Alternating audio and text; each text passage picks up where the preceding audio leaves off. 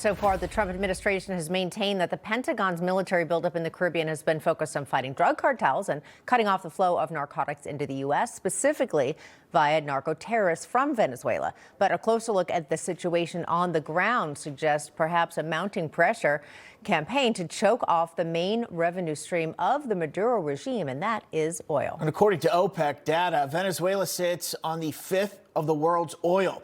That is a lot, with even more reserves than all Gulf nations, including Saudi Arabia, Iran, and Qatar. Here's a map of where those oil reserves are. Most are located in central Venezuela in the Rinco Basin, more of the western part of the country near the Maracaibo Basin.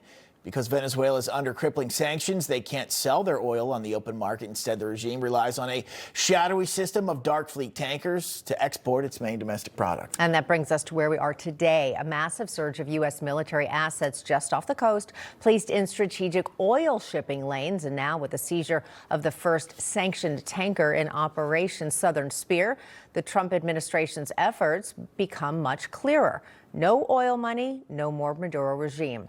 Here now with reaction, President of the U.S. Oil and Gas Association, Tim Stewart, along with former National Trump Security Council Chief of Staff and former CIA analyst Fred Fleitz. Gentlemen, welcome. Fred, I'll start with you here. Do you support what the president is doing here? Again, it was all first focused on drugs, and now we're seeing it's about something else in addition.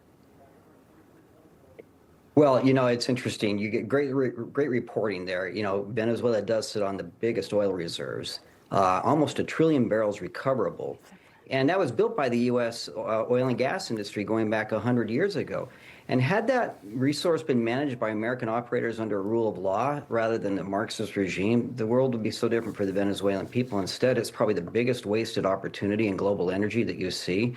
And it's destroyed a once prosperous society. So I think what our industry says is, look, we support freedom, and we support democracy, and we support the free flow of oil under the rule of law.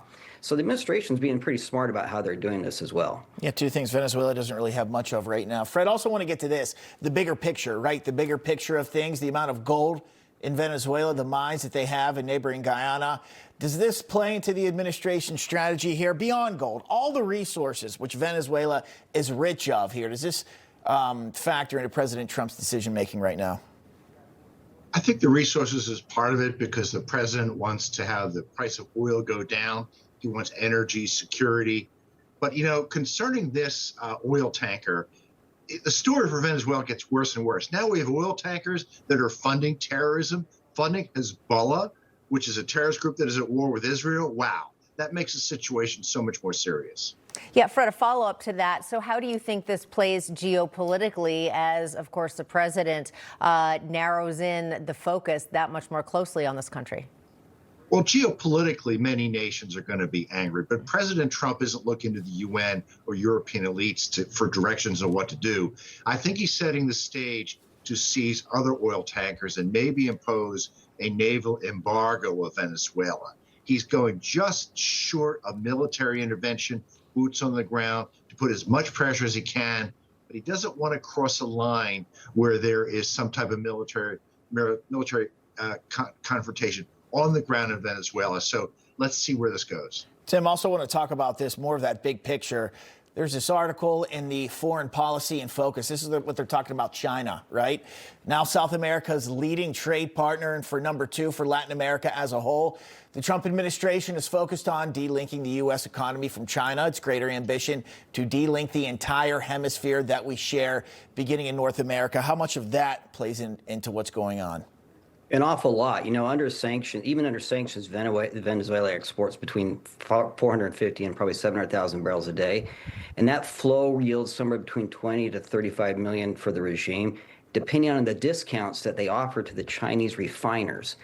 And the difference is that oil revenue sustains the government's operations where the narcotics sustain the cartels. And so without the oil money, the bureaucracy collapses, the security forces don't get paid, and minimal social programs don't function, they begin to collapse. The administration is being very, very smart about this.